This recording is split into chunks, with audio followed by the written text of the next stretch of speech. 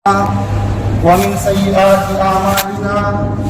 من يهده الله فلا مضل له ومن يضلل فلا هادي له ونشهد أن لا إله إلا الله وحده لا شريك له ونشهد أن سيدنا ونبينا ومولانا محمدا عبده ورسوله أما بعد فقد قال الله تبارك وتعالى أحسب الناس أن يتركوا أن يقولوا آمنا وهم لا يفتنون صدق اللہ العظیم. معزز سامعین کرام اور میرے نوجوان عزیزوں اور بزرگوں، بھائیوں اور دوستوں، تاریخ انسانی کا جب ہم مطالعہ کریں تو یہ حقیقت روز روشن کی طرح عیاں ہو جاتی ہے کہ وقت کبھی ایک حالت پر قائم نہیں رہتا، وہ بدلتا رہتا ہے، بلکہ یہ کائنات تغیر و تبدل کا نام ہی ہے، جہاں اجالا اور اندھیرا، عروج اور زوال، راحت اور الفت ایک ساتھ ایک تسلسل کے ایک دوسرے کے پیچھے لگے رہتے ہیں. یعنی آج اگر مسرت ہے تو کل غمی بھی ہو سکتی ہے، آج ایک آدمی مصیبت میں ہے تو کل وہ آسائش میں بھی ہو سکتا ہے، اس لیے کہ یہ وقت، یہ حالات یک جیسا نہیں رہتے، بلکہ قرآن کریم نے اسی سچائی کو یوں بیان فرمایا وَتِلْكَ الْأَيَّامُ نُدَاوِلُهَا بَيْنَ النَّاسِ. اللہ تبارک و تعالیٰ فرما رہے ہیں کہ یہ دن ہیں جو ہم لوگوں کے درمیان بدلتے رہتے ہیں، پھیرتے رہتے ہیں. یعنی آج آپ کے پاس وہ مال و دولت ہے، کل وہ مال و دولت ہم کسی اور کو دے دیں گے. آج سلطنت تمہارے پاس ہے، کل ہم کسی اور کو دے دیں گے. یہ اللہ کا سنت ہے، یہ اللہ کا طریقہ ہے. اور اللہ تبارک و تعالیٰ قرآن میں یہ بھی بیان فرمایا وَلَن تَجِدَ لِسُنَّتِ اللَّهِ تَبْدِيلًا، کہ جو اللہ کا طریقہ ہے، جو اللہ کا سنت ہے، وہ تبدیل نہیں ہونے والا ہے، وہ بدل نہیں سکتا ہے. جو اللہ نے فیصلہ کر دیا وہ فیصلہ ہو کر رہے گا. میرے بھائیوں، لیکن آج ہم جس دور سے گزر رہے ہیں، جن حالات سے دو چار ہو رہے ہیں، ہماری فضاؤں کے ارد گرد میں جو گھٹن ہے، بے چینی اور اضطراب محسوس کیا جا رہا ہے اور وہ ہمیں اندر سے توڑ دیتی ہے. اور میرے بھائیوں، انسان یہ کہنے لگتا ہے، اب یہ سوچتا ہے کہ ایسے حالات میں یہاں سے واپسی کا کوئی راستہ نہیں، اب یہاں سے واپس نہیں نکل پائیں گے. لیکن میرے بھائیوں، یاد رکھیے، ایک انسان جو صحیح العقیدہ ہو، جن کا ایمان اللہ پر ہو، جو اللہ کی ذات پر پختہ یقین رکھتا ہو، اس کا یہ یقین کہتا ہے کہ ہمارا یقین، ہمارا ایمان اس ناخدا پر ہے جو کہ طوفانوں کے جھونکوں میں بھی، طوفانوں میں بھی ہماری کشتی کو بدلنے کی طاقت رکھتا ہے، ہماری کشتی کو راستہ دکھانے کی طاقت رکھتا ہے، ہماری کشتیوں کے لیے راستہ بنانے کی طاقت رکھتا ہے. میرے بھائیوں، آج کبھی باد بہار کی مخالف رخ ہوا پر اگر چلتے ہوئے نظر آئے، ہمارے مطابق کام نہ ہو، وہ ہمارے خلاف ہو، تو میرے بھائیوں، کمزور دل اور مایوس اور مادی نظر رکھنے والے حضرات وہ ایک دم مایوسی کے اندھیرے میں ڈوبتے چلے جاتے ہیں. لیکن میرے بھائیوں، اللہ تبارک و تعالیٰ نے فرمایا کہ یاد رکھو، یہ کل بھی تھا، آج بھی ہے، وہی دن ہے، وہی زمانہ ہے، وہی دن ہے، وہی رات ہے. کل بھی ہم اسی کو چلا رہے تھے، آج بھی ہم ہی چلانے والے ہیں. تو میرے بھائیوں، موجودہ حالات میں خواہ کسی طرح کے بھی مصیبت آ جائے، یہ حالات ہمارے لیے ماتم کرنے کے لیے نہیں ہے، یہ شکوہ شکایت کرنے کے لیے نہیں ہے، یہ حالات اس لیے نہیں ہے کہ ہم ایک کونے میں چھپ کر بیٹھ جائیں، بلکہ میرے بھائیوں، یہ عملی ہے، اس کا اثر نو جائزہ لینے کا وقت ہے کہ میرے بھائیوں، آیا ہم صحیح راستے پر چل رہے ہیں یا کہیں ہم سے میس ہو رہا ہے، کہیں ہم سے کوئی غلطی ہو رہی ہے، کوئی چوک ہو رہی ہے. میرے بھائیوں، اللہ تبارک و تعالیٰ نے قرآن کریم میں فرمایا وَالنَّاسُ أَن يُتْرَكُوا أَن يَقُولُوا آمَنَّا وَهُمْ لَا يُفْتَنُونَ. ہماری اصل میں پریشانی اور بے چینی اور بے خوف کا عالم اسی وجہ سے ہے کہ ہم نے ظاہری اسباب پر اپنی نظریں جمائے رکھا ہے، اور ہم یہ سوچتے ہیں کہ جن کے پاس عددی اکثریت ہے، جن کے پاس اقتدار کی کرسی ہے، جن کے پاس اسباب کے وسائل ہیں، وہی ہر چیز کا اس زمین پر مالک و مختار ہے۔ لیکن میرے بھائیوں یاد رکھیے، ایک صاحب نظر ایمان کے لیے، ایک مومن کے لیے یہ ایسے عقیدے ہیں جو ان کے عقیدے کی بنیادوں کو ہلا کر رکھ دینے والی ہے، بلکہ قرآن کریم میں جس حقیقت کو بار بار دہرایا گیا ہے وہ یہ حقیقت ہے کہ ایک اللہ ہی ہے جو ساری کائنات کا حاکم ہے، اس کی حاکمیت میں کسی کو دخل اندازی نہیں ہے۔ ارشاد باری تعالی ہے، قل اللہم مالک الملک تؤتی الملک من تشاء وتعز من تشاء وتذل من تشاء بیدک الخیر انک علی کل شیء قدیر۔ کہہ دیجئے کہ اے اللہ تو ہی سلطنت کا مالک ہے، تو جسے چاہے سلطنت دے، تو جس سے چاہے سلطنت چھین لے، اور تو جس کو چاہے عزت دے، تو جس کو چاہے ذلت دے۔ بے شک ساری بھلائیاں تیرے ہاتھ میں ہیں، اور اے اللہ تو ہر چیز پر قادر ہے۔ میرے بھائیوں جب اللہ تبارک و تعالی ہر چیز پر قادر ہے تو یہ آیات ہمیں بتلاتی ہے کہ وقت کے طاغوتوں سے، وقت کے ظالموں سے، وقت کے حکمرانوں سے ہمیں نہیں ڈرنا ہے، بلکہ یہ آیت بتلاتی ہے کہ اگر وقتی طور پر کوئی باطل طاقتیں یا باطل نظریے اپنے عروج پر پہنچ رہا ہے، اپنی طاقت مل رہا ہے، تو اس کا یہ مطلب نہیں کہ وہ سچائی کی طرف ہے، اس کا یہ مطلب نہیں کہ اللہ ان سے خوش ہیں۔ میرے بھائیوں اللہ تبارک و تعالیٰ کی طرف سے دی بھی ان کے لیے ایک آزمائش ہے، بلکہ اللہ کی طرف سے ایک ڈھیل دیا ہوا مہلت ہے، اور اللہ تبارک و تعالیٰ بسا اوقات ظالموں کو ڈھیل دیتے رہتے ہیں، رسی کو ڈھیلا کرتے جاتے ہیں، یہاں تک کہ وہ اپنی ظلم کی انتہا کو پہنچ جائے، پھر اللہ تبارک و تعالیٰ اس کی گرفت کرتے ہیں اور اس کو ایک دم ایسے کھینچتے ہیں جہاں سے وہ دوبارہ بچ نہیں سکتا ہے۔ میرے بھائیوں آپ نے بھی دیکھا ہوگا کہ کوئی جانور کو آپ رسی ڈھیل دے دیں اور ایک بار کی کھینچیں گے تو ان کی جان جانے کا خطرہ ہوتا ہے، ممکن ہے کہ وہ اس دنیا سے ہاتھ دھو بیٹھے۔ اسی طرح اللہ تبارک و تعالیٰ بھی مثال دیتے ہیں کہ ہم ان کو چھوٹ دیتے ہیں، ان کو ڈھیل دیتے ہیں کہ جاؤ کتنا کر سکتے ہو، اپنی ظلم کے انتہا کو پہنچ جاؤ، پھر ایک بار بھی اللہ کی طرف سے گرفت آتی ہے اور اللہ تبارک و تعالیٰ اسے پکڑ لیتے ہیں۔ میرے بھائیوں ہماری عقل جو ہے وہ ان چیزوں کو دیکھ کر فیصلہ کرتی ہے جو ہمارے سامنے موجود ہے، جو ہماری نگاہوں کے سامنے میں ہے، لیکن یاد رکھیے اللہ کا نظام غیب کے پردوں میں کام کرتا ہے۔ اللہ تبارک و تعالیٰ اچھی طرح سے جانتا ہے کہ کون کس وقت مصلحت کے قابل ہے، کون دنیا والوں کے لیے اور جتنے کائنات ہیں ان کے لیے بہتری کے لیے ہے۔ میرے بھائیوں ایک چیز ایک نتیجے کو ہم اپنے لیے تباہ کن اور بربادی کے دہانے سمجھتے ہیں، حالانکہ اس میں ہماری بقا اور ہماری کامیابی کا راز پوشیدہ ہوتا ہے۔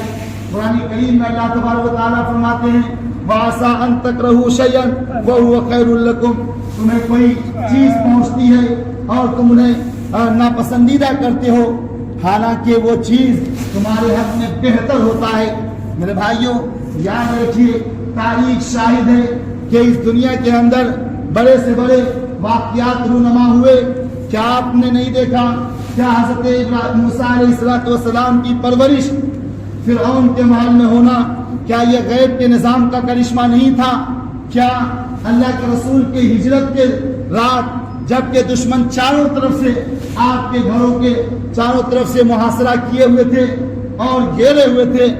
کہ ان کا ناپاک ارادہ یہ تھا نعوذ باللہ جو ہی اللہ کے رسول نکلیں گے سارے قبیلے کے نوجوان ان پر ٹوٹ پڑیں گے، اس طرح سے آپ کا خون سارے قبیلوں میں بڑھ جائے گا اور نعوذ باللہ اللہ کے رسول کو شہید کر دیں گے۔ میرے بھائیوں لیکن دنیا نے دیکھا اللہ کے رسول صلی اللہ علیہ وسلم مدینہ پہنچے کہ یا نہیں؟ کیا میرے بھائیوں وہ اللہ کے غیبی حفاظت کی علامت ہے یا نہیں؟ میرے بھائیوں کتنے واقعات ہیں، کتنے تاریخ ہیں، وقت ضرورت اس بات کی ہے کہ اپنی نظر دوڑائیں، اپنی عقل لگائیں۔ میرے بھائیوں اس دنیا میں بڑے بڑے جابر، بڑے بڑے متکبرانہ حاکم گزرے ہیں، نمرود آیا، فرعون آیا، حامان آیا, ابو جہل آیا, وقت کے ہلاکو خان آئے, تاتاریوں نے آیا, ان لوگوں نے یہ گمان کیا کہ ہم نہیں مٹیں گے, ہم اس دنیا میں ہمیشہ ہمیشہ کے لیے رہیں گے. لیکن میرے بھائیوں, اللہ تبارک و تعالیٰ نے یہ ثابت کر دیا کل من علیہا فان, کہ ہر چیز فنا ہونے والی ہے.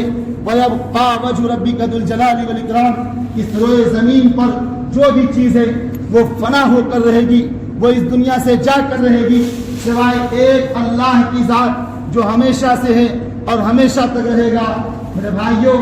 آپ دیکھیے اللہ تبارک و تعالیٰ نے کتنے لوگوں کو اس دنیا میں خاک میں ملا دیے, جن کا سکہ چلتا تھا, آج ان کا نام لیوا کوئی نہیں ہے. میرے بھائیوں, تاتاریوں کا ایسا روگ تھا, لوگوں میں ایسا خوف تھا, ایسا ماحول تھا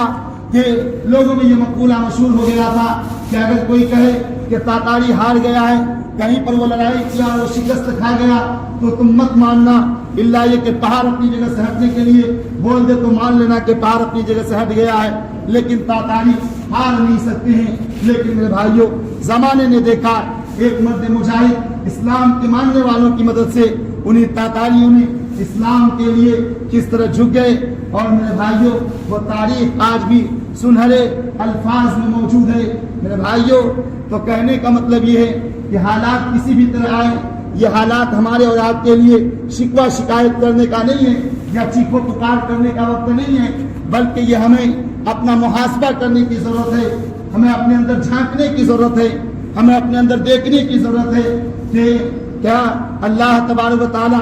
آخر ہم کیوں اتنا دور ہوتے جا رہے ہیں. میرے بھائیوں, اللہ تبارک و تعالیٰ کا یہ نظام, یہ فطرت ہے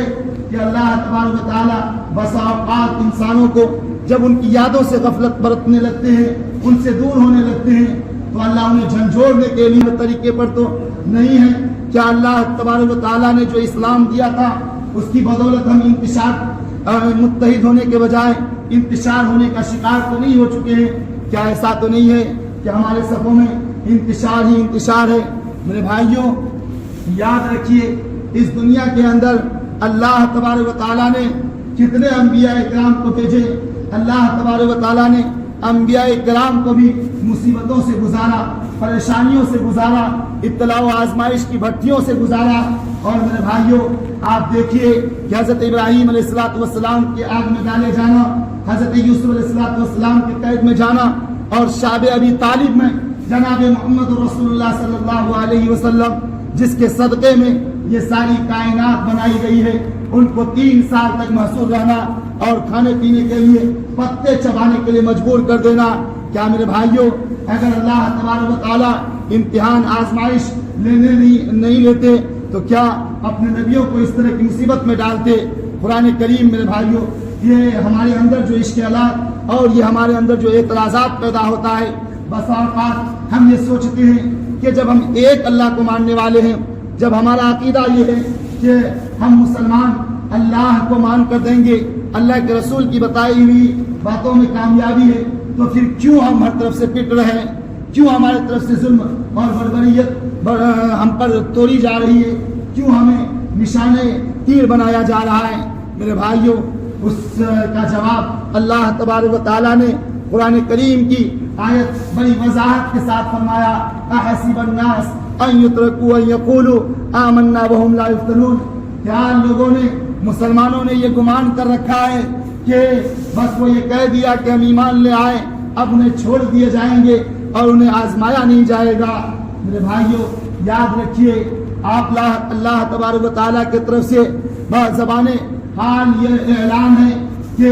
یہ مت سمجھو کہ تم صرف زبانی ایمان کے ساتھ ہماری جنت میں داخل ہو جاؤ گے, بلکہ اگر تم ایمان لے آئے ہو, تم زبان کے دعوے دار ہو, تو ہم تمہیں ابتلاء و آزمائش کی بھٹیوں سے گزاریں گے, ہم تمہارا امتحان لیں گے, ہم تمہیں جانچیں گے, ہم تمہیں پرکھیں گے. میرے بھائیوں, کیوں؟ اس لیے کہ تاکہ سچے مومن اور جو مصلحت پسند منافق ہیں ان کے درمیان فرق واضح ہو جائے. میرے بھائیوں, اللہ تبارک و تعالیٰ یہ جو تنگی کے حالات لاتے ہیں یہ چھلنی کا کام کرتی ہے. جو کمزور ارادے والے ہیں ان کو جھٹک دیا جاتا ہے, اور جو مضبوط ایمان والے ہیں اللہ انہیں نکھار دیتے ہیں. میرے بھائیوں, جس طرح ایک سونار اپنے سونے کو आग में तपिश दिखाता है ताकि जो खोटापन है वो अलग हो जाए और जो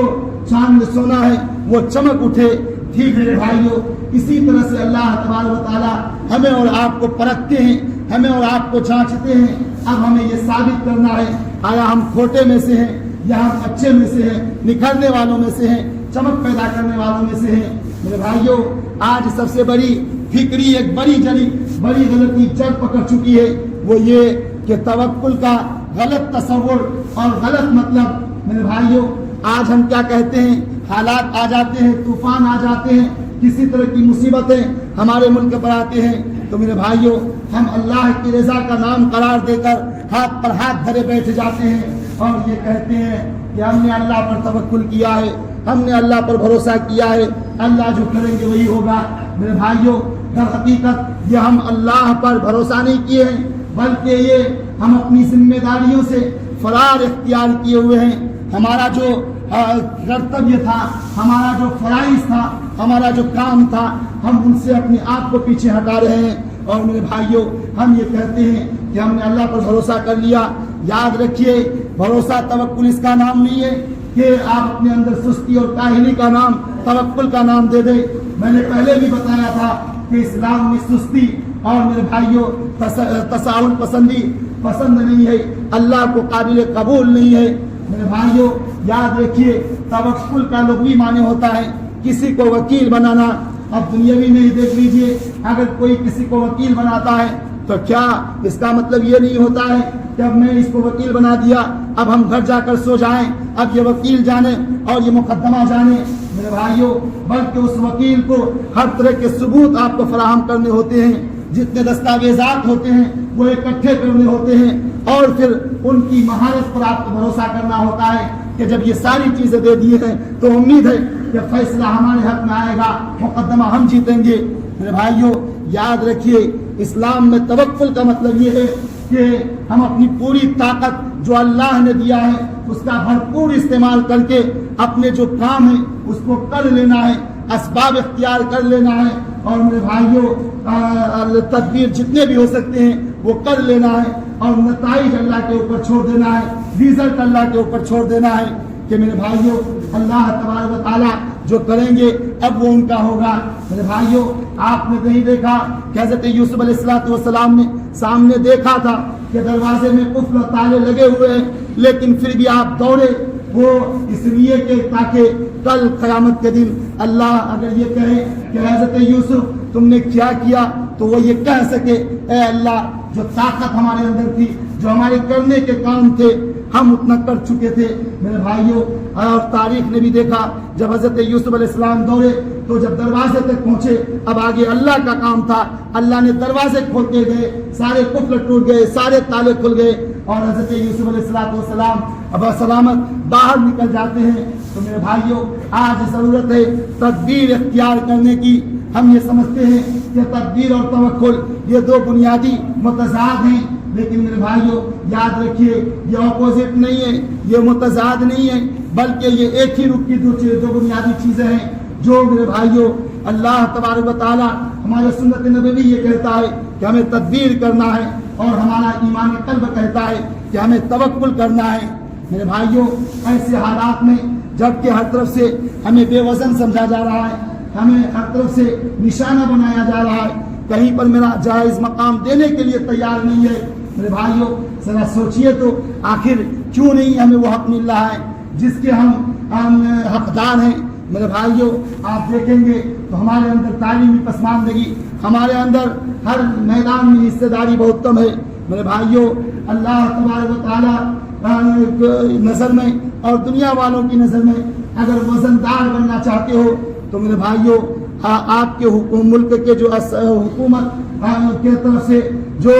कवानीन हैं, जो दस्तूर हैं, उन्हें जो आज़ादियाँ आपको दी है उस आज़ादियों को परखिए, उनको अपनी ज़िंदगी में लाइए। और मेरे भाइयों, ऐसे माहौल में ऐसे तौर पर हमें वजनदार होने के लिए फौरी तौर पर 3 चीज़ें करने की ज़रूरत है। मैं वो 3 चीज़ें आपके सामने बताना चाहता हूँ। आपसे दरख्वास्त है कि आप अपनी कान खोलकर बगौर समाअत फरमाएं। सबसे पहली चीज़ ये है कि मेरे भाइयों, हमारी नस्लों की आला तरीन तालीम और फनी महारत में آگے کرنا ہے۔ اور میرے بھائیوں کسی بھی ایسا شعبہ نہیں ہو، چاہے وہ طب کے ہوں یا لاء کے ہوں یا میرے بھائیوں ایڈمنسٹریشن کے ہوں، نظام کے ہوں، انتظامیہ کے ہوں، کوئی بھی میدان ایسا نہ چھوٹے جس میں ہمارا بچہ نہ جائے، جس میں ہماری نوجوان نہ بڑھے۔ میرے بھائیوں ہم اتنے آگے بڑھیں، اتنے اس میں حصہ وافر مقدار میں لیں کہ میرے بھائیوں ہمارے بغیر وہ سسٹم ادھورا رہے، وہ نظام ادھورا رہے۔ یاد رکھیے جب ایک مسلمان، جب ایک نوجوان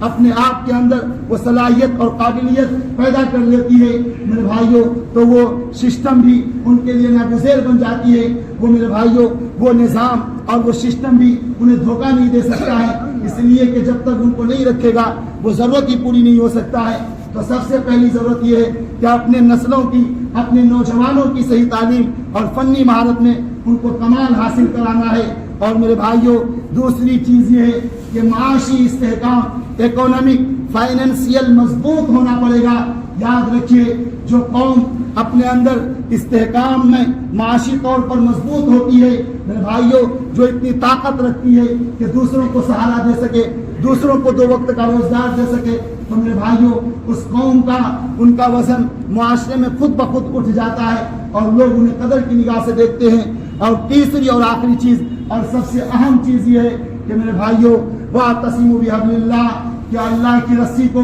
مضبوطی سے تھام کر سارے مسلمانوں کو ایک پلیٹ فارم پر متحد ہونا ہے، منتشر نہیں ہونا ہے۔ میرے بھائیوں یاد رکھیے دشمنان اسلام ہمارے مسالک کو دیکھ کر ہم پر وار نہیں کرتے، بلکہ ایمانی شناخت پر ہمارے اوپر حملہ کرتے ہیں۔ میرے بھائیوں چونکہ وقت ہو چکا ہے، باتیں بہت کہنے کی تھی، لیکن یہاں سے جاتے جاتے ہوئے یہ 3 باتیں اپنے ذہن میں اچھی طرح سے بیٹھا لیں۔ سب سے پہلی چیز اپنی نوجوان نسلوں کی تعلیم و تربیت کرنا ہے۔ دوسری چیز معاشی اکنامک طور پر مضبوط ہونا ہے۔ اور تیسری چیز میرے بھائیوں اپنے آپ میں آپسی بھائی چارگی، اخوت، محبت پیدا کر کے ایک پلیٹ فارم پر آنا ہے۔